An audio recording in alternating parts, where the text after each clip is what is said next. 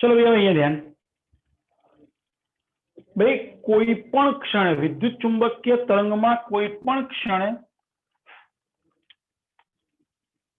E અને B નો ગુણોત્તર હંમેશા પ્રકાશના વેગ જેટલો હોય છે એટલે કે વિદ્યુત ચુંબકીય તરંગના વેગ જેટલો હોય છે E by B is equal to C. હવે આ કોઈ પણ ક્ષણે એટલે તાત્ક્ષણિક મૂલ્ય છે E અને B ના. હવે જો E નું મૂલ્ય તમે મહત્તમ મૂલ્ય લેશો તો B નું પણ મહત્તમ મૂલ્ય લેવાનું આ E0 અને B0. ધારી લો કે તમે RMS વેલ્યુ લો છો E ની તો B ની પણ તમારે RMS વેલ્યુ લેવાની. ધેટ મીન્સ કોઈ પણ ક્ષણે વિદ્યુત ચુંબકીય તરંગો ના E અને B ના મૂલ્યનો ગુણોત્તર એ C જેટલો હોય છે. ઓકે, આ એની બીજી લાક્ષણિકતા વધી. જો એક એક લાક્ષણિકતા આપણે સમજતા જઈએ છે. આવું જે વિદ્યુત ચુંબકીય તરંગ જે છે એ તરંગ જ્યારે કોઈ સપાટી પર આપાત થાય, સપાટી પર આપાત થાય, આ સપાટી છે, આ સપાટી પર કોઈ વિદ્યુત ચુંબકીય તરંગ આપાત થઈ રહ્યું છે અને જો આ તરંગનું સંપૂર્ણ શોષણ થાય અને સપાટીમાં તરંગનું સંપૂર્ણ શોષણ થાય તો આ જે તરંગની જે ઉર્જા હશે ને તરંગ ઉર્જાનું સંપૂર્ણ શોષણ થઈ જશે. એટલે આપણે અહીંયા તરંગ ઉર્જા શબ્દ વાપરીએ. સપાટીમાં તરંગ ઉર્જાનું સંપૂર્ણ શોષણ થાય તો સપાટીના વેગમાનમાં ફેરફાર થાય છે. તો સપાટીના વેગમાનમાં ફેરફાર થાય. શરૂઆતમાં તો સપાટી સ્થિર હતી. હવે આ તરંગ ઉર્જાનું સંપૂર્ણ શોષણ થયું અને તેને કારણે આ સપાટી પર જે તરંગ આપાત થયું જેના વેગમાનમાં ફેરફાર થયો. તમે એને ડેલ્ટા પી કહી શકો છો પણ શરૂઆતનું વેગમાન સ્થિર હતું એટલે કે સોરી 0 હતું માટે હું ખાલી પી વડે દર્શાવું છું. એનું સૂત્ર છે ઉર્જા ભાગ્યા C, જ્યાં U તરંગ ઉર્જા છે, વિદ્યુત ચુંબકીય તરંગ ઉર્જા ભાગ્યા C. જો અહીંયા આગળ એક બહુ તમને બધાને આમ જો ફિઝિક્સમાં જોવા જઈએ ને તો વેગમાન હોય ને તો દળ અને વેગનો ગુણાકાર હોય. આ ક્લાસિકલ ફિઝિક્સ એવું કહે છે. તરંગને તો દળ હોય જ નહીં. વિદ્યુત ચુંબકીય તરંગ એ તો વિકિરણ છે, વિકિરણને તો દળ ના હોય ને એમ છતાંય વેગમાન છે. જુઓ અહીંયા આઈન્સ્ટાઈન આવે છે રિયલમાં. એની ચર્ચા આપણે આગળ ચેપ્ટરમાં કરીશું પાર્ટ 2 ની અંદર. પણ અત્યારે તમારે એવું યાદ રાખવાનું છે કે જો કોઈ સપાટી પર વિદ્યુત ચુંબકીય તરંગો આપાત થાય અને આપાત થતા બધા જ તરંગોનું શોષણ થઈ જાય એટલે કે તરંગ ઉર્જાનું સંપૂર્ણ શોષણ થઈ જાય તો સપાટીને વેગમાન પ્રાપ્ત થાય છે. તરંગનું કેટલું વેગમાન પ્રાપ્ત થાય છે તો કે ઉર્જા ભાગ્યા C. હવે એકમ સમયમાં વેગમાનમાં થયેલા ફેરફારને તો બળ કહીએ છીએ. અર્થાત આ તરંગ આપાત થવાને કારણે સપાટી પર બળ લાગે છે અને તેને કારણે સપાટી પર બળ લાગે છે. માટે બળ F is equal to delta P by delta T. delta P by delta T. delta P એટલે U by C અને આ delta T. તમે આવું લખી શકો U by C આ delta T. આપણને ઘણા બધા દાખલા આવશે. દાખલાની અંદર વિદ્યુત ચુંબકીય તરંગ આપાત થાય છે, એનું સંપૂર્ણ શોષણ થાય છે, તેને કારણે એની પર લાગતું બળ શોધવાનું કે છે. તો એનું સૂત્ર ચોપડીમાં ક્યાંય નથી, અને એમ છતાંય JEE નીટમાં અને ઇવન ગુજસેટમાં પૂછાય છે. એટલે મેં તમને સૂત્ર આપ્યું F = U/C ડેલ્ટા ટી. આ સૂત્ર તો છે જ. હવે આપણે અહીંયા આગળ જાણીએ છીએ 11મા ધોરણમાં ભણેલા છે ન્યૂટનના ગતિનો બીજો નિયમ કે ભાઈ બળ એટલે ડેલ્ટા P/ΔT. તો ડેલ્ટા P ની કિંમત U/C અને ડેલ્ટા ટી. સામાન્ય રીતે તમને જે દાખલા આપેલા હશે કે MCQ આપેલા હશે ને એમાં ડેલ્ટા ટી તરીકે 1 સેકન્ડની વાત હશે. એટલે તમારા માટે તો આ P એ જ F થઈ જશે, કારણ કે ડેલ્ટા ટી 1 સેકન્ડ છે. હવે આ જે બળ લાગ્યું ને એ બળ આ સપાટીને લંબ રૂપે હોય છે. હવે સપાટીને લંબ રૂપે બળ હોય તો સપાટી પર દબાણ ઉત્પન્ન કરે છે, જેને વિકિરણ દબાણ કહીએ છીએ. સપાટી પર ઉદ્ભવતું વિકિરણ દબાણ.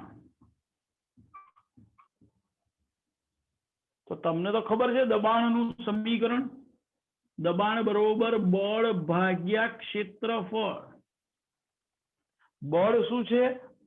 U/C ડેલ્ટા ટી અને આ ક્ષેત્રફળ એ. જો ડેલ્ટા ટી બરોબર 1 સેકન્ડ હોય તો U/C એ. તમને ઘણીવાર પ્રશ્નમાં છે ને એક બલ્બ કહેશે કે ભાઈ બલ્બ મૂકેલો છે ને બલ્બનાથી 4 મીટર કે 2 મીટર ત્રિજ્યા વાળા ગોળાની સપાટી પર કેટલું દબાણ ઉત્પન્ન થાય એવું કહેશે. શું કહેશે? કે ભાઈ અહીંયા ક્યાંક બલ્બ મૂકેલો છે, બલ્બ થી 1 મીટર કે 2 મીટર ત્રિજ્યા વાળી સપાટી પર કેટલું દબાણ ઉત્પન્ન થશે આ બલ્બમાંથી ઉત્પન્ન થતા વિદ્યુત ચુંબકીય તરંગોને કારણે. તો સૂત્ર વિદ્યુત ચુંબકીય ઉર્જા આપેલી હશે તમને દાખલામાં, સમય 1 સેકન્ડ લઈ લેવાનો રહેશે અને ક્ષેત્રફળ બે આ ગોળાનું ક્ષેત્રફળ 4πr², એનો ઉપયોગ કરીને તમે દબાણ વિકિરણ દબાણ શોધી શકો. તમે જે વિચાર તો કરો કે આપણે હથેળીમાં સૌર ઉર્જા કે ટ્યુબલાઇટમાંથી આવતા તરંગો આપણી પર પડે છે, એ આપણને બળ લગાડે છે અને આપણને દબાણ પણ ઉત્પન્ન કરે છે. પણ એનું મૂલ્ય એટલું બધું સૂક્ષ્મ હોય છે કે હું કે તમે જાણી નથી શકતા કે ભાઈ અહીંયા આગળ આપણી ઉપર દબાણ લાગી રહ્યું છે તરંગાપાત થવાને કારણે. ચોપડીની અંદર તો એ લોકોએ ગણતરી પણ કરીને આપેલી છે કે ભાઈ કેટલું દબાણ ઉત્પન્ન થાય. જો ચોપડી પ્રમાણે દબાણનું મૂલ્ય આપણે ગણવા જઈએ તો એ મૂલ્ય 7 × 10⁻⁶. ચોપડી પ્રમાણે આ દબાણનું મૂલ્ય 7 × 10⁻⁶ Nm/m². આ જે વિકિરણ કોઈ સપાટી પર આપાત થાય છે તો એકમ ક્ષેત્રફળ વાળી સપાટી પર 7 × 10⁻⁶ ન્યૂટન બળ ઉત્પન્ન કરે છે. માટે દબાણ કેટલું ઉત્પન્ન થાય છે? 7 × 10⁻⁶ Nm/m². આટલું દબાણ ઉત્પન્ન થાય. હવે તમે વિચાર કરો કે આપણી હથેળીનું ક્ષેત્રફળ કેટલું હોય? આપણી આ હથેળીનું ક્ષેત્રફળ તમે વિચારવા જાવ તો કેટલું હોય? ધારી લો કે ભાઈ આ લંબચોરસ છે એવું વિચારી લો, આટલા જ ભાગમાં પડે. ચલો આ ચોરસ છે એવું વિચારી લો. ચલો આ 5 સેન્ટીમીટર, આ 5 સેન્ટીમીટર, અરે ગણતરી સહેલી બનાવવા માટે એક કામ કરો, આ 10 સેન્ટીમીટર, આ 5 સેન્ટીમીટર, 50 સેન્ટીમીટર².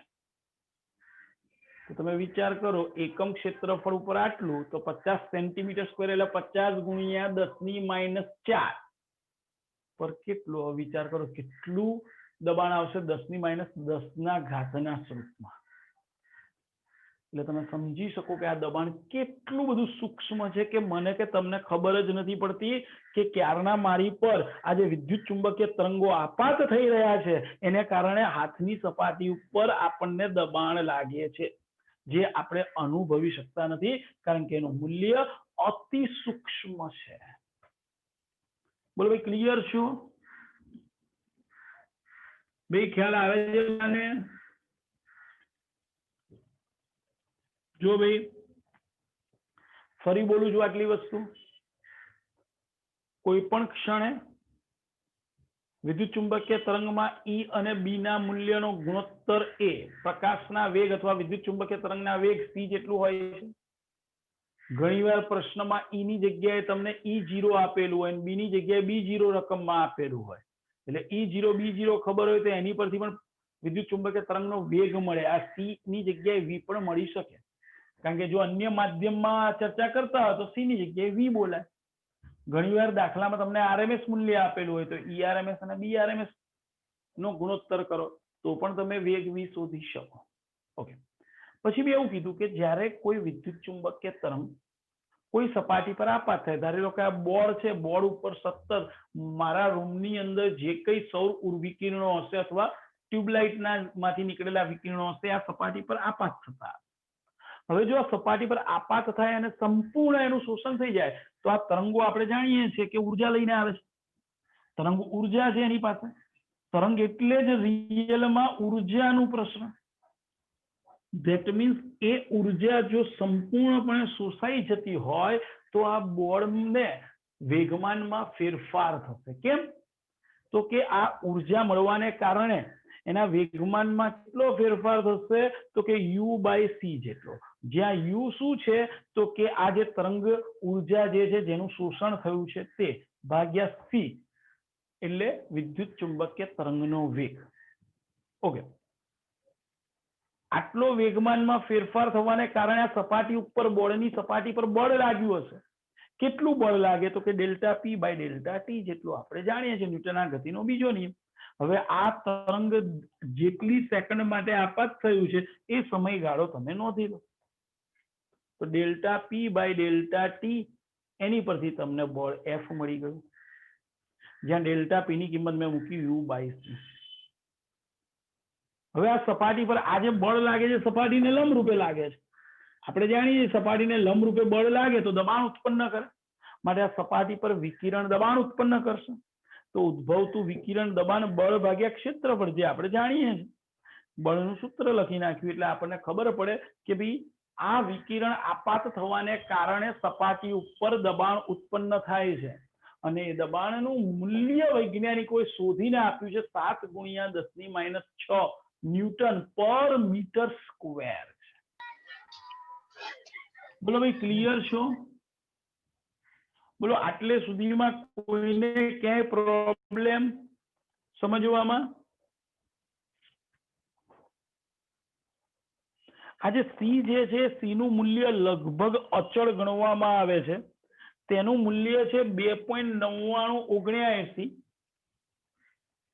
આ C નું મૂલ્ય જે છે એ લગભગ અચળ ગણવામાં આવે છે અને એનું મૂલ્ય આપણે ગણીએ છીએ 2.992458 × 10⁸. આ C નું મૂલ્ય આપણને મળી આવેલું છે, વૈજ્ઞાનિકોએ શોધેલું છે આ સૂત્રની મદદથી. C = 1/√μ0ε0 ની મદદથી. કે એનું મૂલ્ય કેટલું મળ્યું છે? 2.99792458 × 10⁸ મીટર/સેકન્ડ. આ મૂલ્ય લગભગ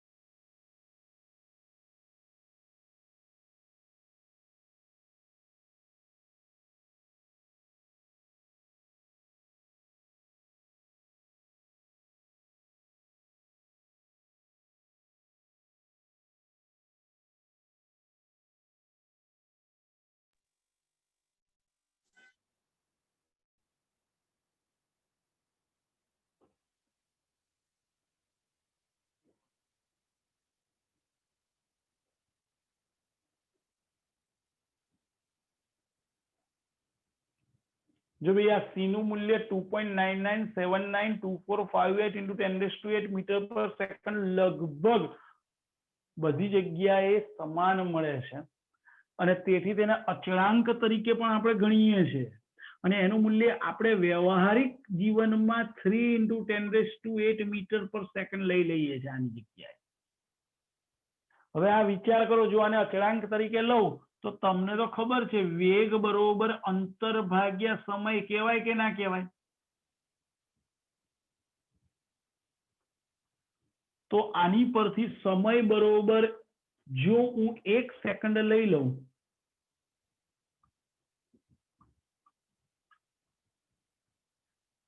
જો હું સમય બરોબર જો 1 સેકન્ડ લઈ લઉં તો 1 સેકન્ડમાં કાપેલું અંતર કેટલું કહેવાય?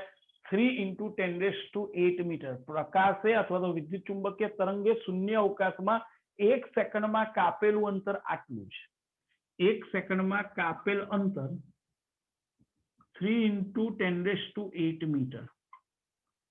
જો હું સમય લઉં છું આટલો 1/c જેટલો, એટલે કે 1/2.99792458 એપ્રોક્સિમેટલી લખી નાખું છું 1/3 × 10⁸ સેકન્ડ. જો આટલો સમય લઉં છું તો આટલા સમયમાં કાપેલું અંતર કેટલું થશે? બોલો તો કોણ કહેશે? આટલા સમયમાં કાપેલું અંતર કેટલું? બોલો કોણ કહેશે? 1/c જેટલા સમયમાં કાપેલું અંતર કેટલું? બોલો ભાઈ કેટલું થાય? ધેટ્સ ગુડ ભાઈ, 1 મીટર.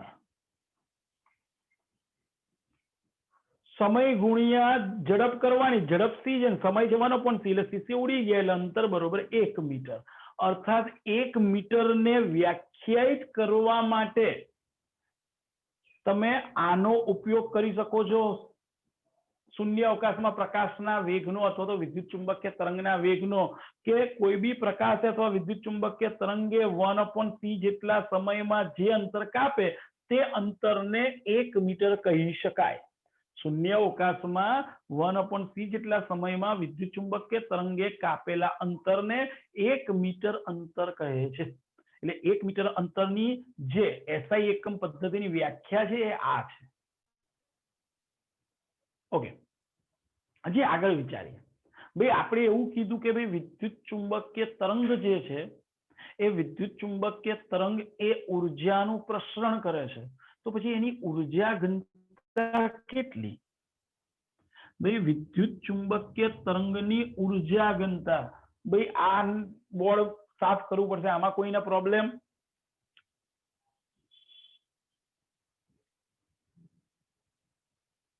બોલો ભાઈ કોઈને પ્રોબ્લેમ છે આમાં?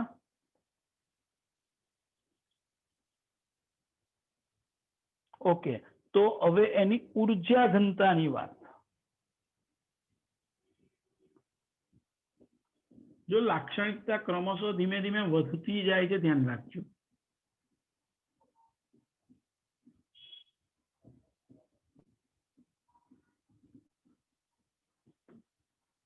વિદ્યુત ચુંબકીય તરંગની ઉર્જા ઘનતા, વિદ્યુત ચુંબકીય તરંગની ઉર્જા ઘનતા. ભાઈ વિદ્યુત ચુંબકીય તરંગની ઉર્જા ઘનતા એટલે વિદ્યુતની ઉર્જા ઘનતા વત્તા ચુંબકની ઉર્જા ઘનતા નો સરવાળો. ભાઈ આપણે જાણીએ છીએ વિદ્યુત ક્ષેત્ર માટે ઉર્જા ઘનતાનું સૂત્ર શું હતું? 12ε0E². જ્યારે ચુંબકીય ક્ષેત્રમાં ઉર્જા ઘનતા ભાઈ 0. 5મા ચેપ્ટરમાં સરખામણી પરથી પણ લખતા શીખવાડેલું કે ભાઈ E હોય તો ચુંબકીય ક્ષેત્રમાં B આવે, ε0 હોય તો 1/μ0 આવે. આટલું એમના. ઓકે, પણ આ E અને B ના મૂલ્યો તો અહીંયા સતત બદલાય છે, કારણ કે વિદ્યુત ચુંબકીય તરંગમાં તો સતત દોલનો થઈ રહ્યા છે E અને B ના. માટે આ તો તાત્ક્ષણિક મૂલ્ય થયું. જો તાત્ક્ષણિક મૂલ્યની જગ્યાએ તમે RMS વેલ્યુ લખતા હો તો તમે એને આવું લખી શકો half epsilon 0 ERMS square plus BRMS square by 2 mu 0. જો આપણને RMS વેલ્યુ માંગી હોય તો અથવા તો એ આપ્યું હોય તો સૂત્રમાં E ની જગ્યાએ ERMS લખવાનું અને B ની જગ્યાએ BRMS લખવાનું. ઓકે ભાઈ જવા દઉં છું, આ તમને સમજવા માટે MCQ માટે લખેલું. ઓકે હવે આપણે જાણીએ છીએ કે ભાઈ B બરોબર હમણાં જ વાત થઈ હતી C is equal to E by B લખ્યું હતું કે નહીં? તો બોલો B ઇઝ ઇક્વલ ટુ શું લખાય? E by C. ઓકે આપણને એ પણ ખબર છે કે C ઇઝ ઇક્વલ ટુ શું? તો C is equal two 1 upon root mu 0 epsilon 0 પણ લખી શકાય. તો અહીંયા C જે છે એની જગ્યાએ હું લખી નાખું 1 upon આ EM ના M અને આ 1 upon C છે એટલે mu 0 એપ્સાઇલોન 0 અંશમાં જશે કારણ કે C બરોબર 1 upon root mu 0 એપ્સાઇલોન 0 તો 1 upon C is equal to mu 0 epsilon 0. અર્થાત B ની જગ્યાએ તમે શું મૂકી શકો? E into root mu 0 epsilon 0. ચલો આ કિંમત ઉપર મૂકી દો તો રો બરોબર શું થશે જુઓ તો ઉર્જા ઘનતા rho is equal to rho half epsilon 0 square plus ચલો બી સ્ક્વેર એટલે આ સ્ક્વેર અને આ રૂટ જે જતો રહેશે એટલે મ્યુ 0 એપ્સાઇલોન 0 કેમ જતો રહેશે? કારણ કે સ્ક્વેર છે માટે ભાગ્યા આ 2 મ્યુ 0. ભાઈ 2 મ્યુ 0 માં મ્યુ 0 ઉડી ગયા જો ઉપર નીચે તો શું રહ્યું? આ half epsilon 0 square plus half epsilon 0 square જે દર્શાવે છે કે વિદ્યુત ચુંબકીય તરંગમાં વિદ્યુત ઉર્જા ઘનતા અને ચુંબકીય ઉર્જા ઘનતા બંનેના મૂલ્યો સરખા જ હોય છે. જો આ બી સ્ક્વેર બાય 2 મ્યુ 0 નું જ મૂલ્ય તમને મળ્યું હાફ એપ્સાઇલોન 0 સ્ક્વેર. ઓકે ભાઈ હાફ એપ્સાઇલોન 0 સ્ક્વેર વત્તા half epsilon 0 square that means epsilon 0 square. એટલે યાદ રાખો વિદ્યુત ચુંબકીય તરંગમાં ઉર્જા ઘનતાની જ્યારે આપણે ચર્ચા કરતા હોઈએ ત્યારે બંનેની ઉર્જા ઘનતા એક સરખા જ છે. હાફ એપ્સિલોન 0 સ્ક્વેર અને બી સ્ક્વેર બાય 2 મ્યુ 0 બંનેના મૂલ્યો સરખા જ હોય છે. અને માટે જુઓ આ હાફ એપ્સિલોન 0 સ્ક્વેર આપણે હાફ એપ્સિલોન 0 સ્ક્વેર માટે સરવાળો મળ્યો એપ્સિલોન 0 સ્ક્વેર. તમે એમ કહો સાહેબ બી ના સ્વરૂપમાં લખવું છે તો તમે બી ના સ્વરૂપમાં લખો. જો ભાઈ એપ્સિલોન 0 ની જગ્યાએ આપણે સરખામણીમાં 1 upon મ્યુ 0 લખીએ અને ઈ ની જગ્યાએ બી સ્ક્વેર બાય મ્યુ 0 પણ તમે લખી શકો. આમ વિદ્યુત ચુંબકીય તરંગની ઉર્જા ઘનતાના મેં તમને સમીકરણ આપ્યા કે ભાઈ વિદ્યુત ચુંબકીય તરંગની ઉર્જા ઘનતા એટલે વિદ્યુત ઉર્જા ઘનતા વત્તા ચુંબકીય ઉર્જા ઘનતાનો સરવાળો. વિદ્યુત ઉર્જા ઘનતાનું સૂત્ર લખ્યું હાફ એપ્સિલોન 0 સ્ક્વેર અને ચુંબકીય ઉર્જા ઘનતાનું સૂત્ર લખ્યું બી સ્ક્વેર બાય 2 મ્યુ 0. પછી મેં બી ની કિંમત E બાય C એ આગળના લાક્ષણિકતા પરથી લખી અને આપણે જાણીએ છીએ કે C બરોબર 1 upon root mu 0 એપ્સિલોન 0 માટે અહીંયા 1 upon C છે એટલે root mu 0 એપ્સિલોન 0 છેદની જગ્યાએ ઉપર લખે. હવે આ કિંમત અહીંયા આગળ બી સ્ક્વેર ની જગ્યાએ મૂકી દીધું એટલે સ્ક્વેર રૂટ જતું રહ્યું મ્યુ 0 એપ્સિલોન 0 મ્યુ 0 ઉડી ગયા તો હાફ એપ્સિલોન 0 સ્ક્વેર વત્તા હાફ એપ્સિલોન 0 સ્ક્વેર એટલે બંને મૂલ્ય સરખા માટે એપ્સિલોન 0 સ્ક્વેર. આ વિદ્યુત ક્ષેત્રના સ્વરૂપમાં ઉર્જા ઘનતા લખી. જો તમે E ની જગ્યાએ B લખી નાખો અને એપ્સિલોન 0 ની જગ્યાએ 1 upon મ્યુ 0 તો ચુંબકીય સ્વરૂપે વિદ્યુત ચુંબકીય તરંગની ઉર્જા ઘનતા લખી કહેવાય. ઓકે આ થઈ વિદ્યુત ચુંબકીય તરંગની ઉર્જા ઘનતા. ધ્યાન રાખજો હજી આગળ જઈએ. જો ભાઈ આપણે વિદ્યુત ચુંબકીય તરંગની લાક્ષણિકતા જોઈએ આ બધી વિદ્યુત ચુંબકીય તરંગની લાક્ષણિકતાઓ છે ધ્યાન રાખજો. ઓકે હજી આગળ વિચારીએ. આ જે વિદ્યુત ચુંબકીય તરંગ જે છે એ વિદ્યુત ચુંબકીય તરંગ જ્યારે કોઈ માધ્યમમાં ગતિ કરે છે ત્યારે સદિશ E અને સદિશ B ના દોલન થાય છે. માધ્યમના ઘટક કણો ભાગ ભજવતા નથી, માટે આ તરંગ એ બિનયાંત્રિક તરંગ છે. આ કેવું તરંગ કહેવાય? તો કે બિનયાંત્રિક તરંગ છે. બીજી વસ્તુ, એમાં સદિશ ઈ અને સદિશ બી તરંગ પ્રસરણની દિશાને લંબ છે. સદિશ ઈ અને સદિશ બી એ તરંગ પ્રસરણને લંબ હોવાથી એને લંબગત તરંગ કહીએ છીએ આપણે.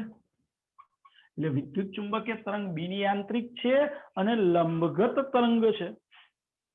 ઓકે, આ વિદ્યુત ચુંબકીય તરંગની દિશા ઈ ક્રોસ બી ની દિશામાં છે. વિદ્યુત ચુંબકીય તરંગ પ્રસરણની દિશા કઈ? ઈ ક્રોસ બી ની દિશામાં છે. ધ્યાન રાખજો, એમસીક્યુ માં પૂછાય છે. ઈ અને બી તમને આપી દીધેલા હોય કે ભાઈ ઈ એક્સ અક્ષની દિશામાં છે, બી ઋણ વાય અક્ષની દિશામાં છે, તો તરંગ કઈ દિશામાં હશે? તો તમારે ઈ ક્રોસ બી ની મદદથી ચેક કરવાનું રહેશે. ઓકે ભાઈ, આવું વિદ્યુત ચુંબકીય તરંગ જ્યારે માધ્યમમાં પ્રસરે છે ત્યારે, આવું તરંગ જ્યારે માધ્યમમાં પ્રસરે છે ત્યારે માધ્યમમાં ધ્રુવીભૂત થઈ જાય છે અને એ માધ્યમની અંદર જ્યારે ગતિ કરતા હોય તે સમયે તેમનું વિવર્તન, વક્રીભવન, ધ્રુવીભવન જેવી ઘટના અનુભવે છે. વક્રીભવન, ધ્રુવીભવન, ભાઈ પરાવર્તન, વિવર્તન જેવી ઘટના અનુભવે છે. ભાઈ આ ઘટનાઓ હંમેશા તરંગ અનુભવે, માટે આ વિદ્યુત ચુંબકીય તરંગ છે એવી ખબર પડી. કારણ કે વક્રીભવન, ધ્રુવીભવન, પરાવર્તન, વિવર્તન જેવી ઘટનાઓ અનુભવે છે. બોલો ભાઈ, ક્લિયર છો? ખ્યાલ આવે છે ભાઈ દરેકને?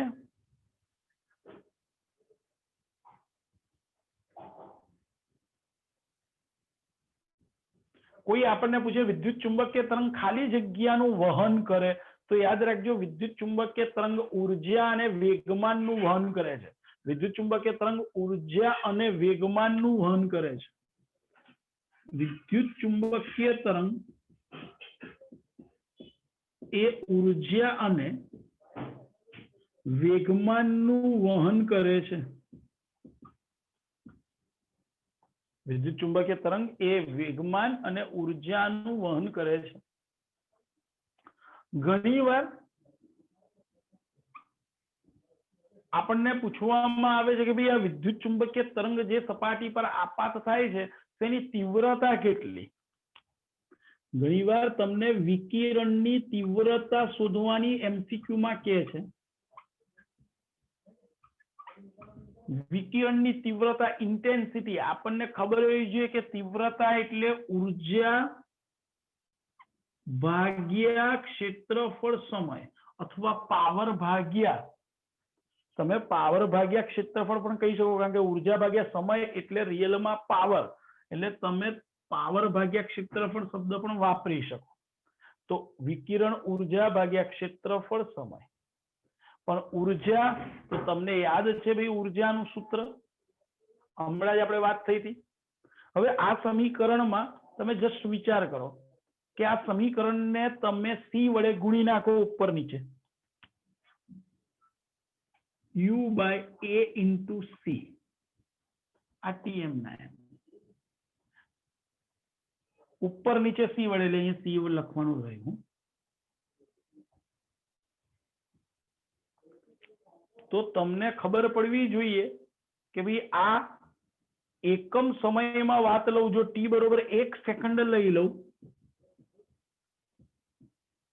તો તીવ્રતા I બરોબર uc by a into c. પણ આ એક ક્ષેત્રફળ અને c અહીંયા લંબાઈ ગણાશે, કારણ કે રિયલમાં ઝડપ ગુણ્યા સમય છે. આ ઝડપ ગુણ્યા સમય એટલે રિયલમાં લંબાઈ થઈ કહેવાય, અને ક્ષેત્રફળ ગુણ્યા લંબાઈ એટલે કદ થયું કહેવાય. ધેટ મીન્સ આ ઉર્જા ઘનતા થઈ ગઈ કહેવાય. ઉર્જા ભાગ્યા એસી એ ઉર્જા ઘનતા ગુણ્યા કદ. આ યુ એ ઉર્જા અને a ઇન્ટુ સી એ કદ થયું, ને આ સી એમ ના એમ. ધેટ મીન્સ તીવ્રતા I બરોબર રો ઇન્ટુ સી પણ લખી શકાય. તીવ્રતા I is equal to rho into C. જો મેં તમને એક નવું સૂત્ર બનાવીને આપ્યું MCQ માટે, ફરીથી કહું છું કઈ રીતે સૂત્ર લાવ્યો. તીવ્રતા બરોબર ઉર્જા ભાગ્યા ક્ષેત્રફળ સમય. આ તીવ્રતાનું સૂત્ર છે. ઓકે, હવે સમીકરણના ઉપર નીચે મેં સી વડે ગુણી નાખ્યા, એટલે સી ઇન્ટુ ટી, ઝડપ ગુણ્યા સમય એટલે અંતર કહેવાય. હવે જો હું ટી બરોબર 1 સેકન્ડની વાત કરીએ તો ટી બરોબર 1 સેકન્ડ લઈએ એટલે સી ઇન્ટુ ટી ની જગ્યાએ ખાલી સી, તો એ ઇન્ટુ સી ક્ષેત્રફળ ગુણ્યા લંબાઈ એટલે કદ કહેવાશે. એટલે આ એ ઇન્ટુ સી કદ થયું. ઉપર ઉર્જા છે, ઉર્જા ભાગ્યા કદ એટલે ઉર્જા ઘનતા રો. હમણાં જ આપણે વાત થઈ હતી, ઉર્જા ઘનતાનું સૂત્ર શું હોય? ઉર્જા ઘનતા એટલે ઉર્જા ભાગ્યા કદ. તો આ ઉર્જા ભાગ્યા કદ એટલે ઉર્જા ઘનતા રો, અને આ સી એમ ના એમ. હવે રો નું સૂત્ર તમારી જોડે આ રહ્યું એપ્સિલોન 0 ઈ સ્ક્વેર, એટલે તમે આમ પણ લખી શકો એપ્સિલોન 0 ઈ સ્ક્વેર. આ રો નું સૂત્ર ઇન્ટુ આ સી. આ તીવ્રતાનું સમીકરણ. ક્લિયર? આ બધી ચર્ચા 1 સેકન્ડ માટે ધ્યાન રાખજો. અને સામાન્ય રીતે આપણને જે પૂછેલું હોય 1 સેકન્ડમાં પૂછેલું હોય. જો સેકન્ડ 1 ના લીધેલું હોય તો છેદમાં ટી વડે તમારે ગુણેલો રાખવાનો, છેદમાં ટી લખી નાખવાનું. બોલો ક્લિયર છો? બોલો ભાઈ, ખ્યાલ આવે છે?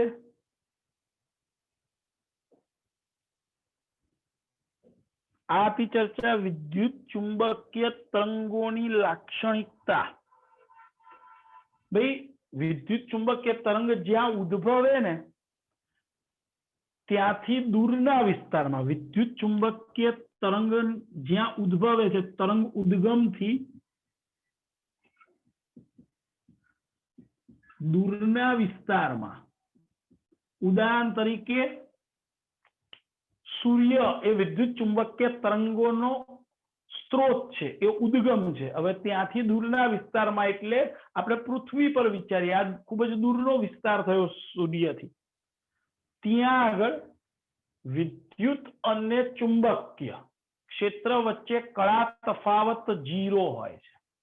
ત્યાં ઈ અને બી વચ્ચે કળા તફાવત 0 હોય છે,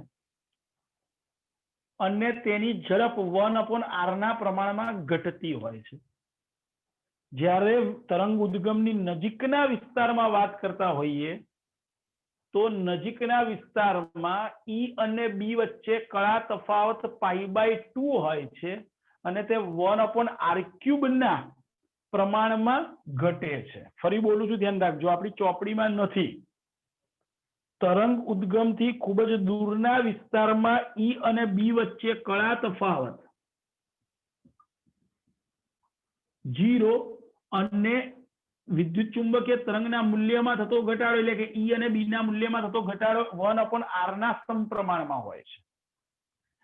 જ્યારે તરંગ ઉદ્ગમથી ખૂબ જ નજીકના વિસ્તારમાં, ઉદ્ગમની નજીકના વિસ્તારમાં વાત કરીએ તો કળા તફાવત π/2, કળા તફાવત π/2 એટલે કે ઈ અને બી વચ્ચે કળા તફાવત π/2 અને મૂલ્યમાં થતો ઘટાડો 1/r³ ના સમપ્રમાણમાં હોય છે. એટલે ખૂબ જ ઝડપથી ઈ અને બી ના મૂલ્યો ઘટે. ક્યાં આગળ? તરંગ ઉદ્ગમની નજીક, દૂરના વિસ્તારમાં 1/r ના પ્રમાણમાં. આ ચોપડીમાં નથી, ધ્યાન રાખજો. આ નજીકના વિસ્તારમાં જે ઘટક વિદ્યુત ચુંબકીય તરંગનો છે એને ઇન્ડક્ટિવ ઘટક કહે છે. એને આપણે ઇન્ડક્ટિવ ઘટક તરીકે ઓળખીએ છીએ. ઓકે ભાઈ, આ બધી હતી ચર્ચા વિદ્યુત ચુંબકીય તરંગોની લાક્ષણિકતા. ભાઈ, લાક્ષણિકતા પૂરી. આ જે વિદ્યુત ચુંબકીય તરંગ જે છે, આ એની લાક્ષણિકતા બહુ જ અગત્યની હતી. આપણા જે કઈ MCQ તમને આ ચેપ્ટરમાંથી જોવા મળશે, મેં બધા જ MCQ ની ચર્ચા થઈ શકે એ માટે ચોપડી કરતા અનેક ડિટેલ મેં આમાં આપી, કે જેથી કરીને તમને કોઈ બી MCQ હોય આનો લગભગ આવડે. ઓકે, મળીએ નેક્સ્ટ લેક્ચરમાં.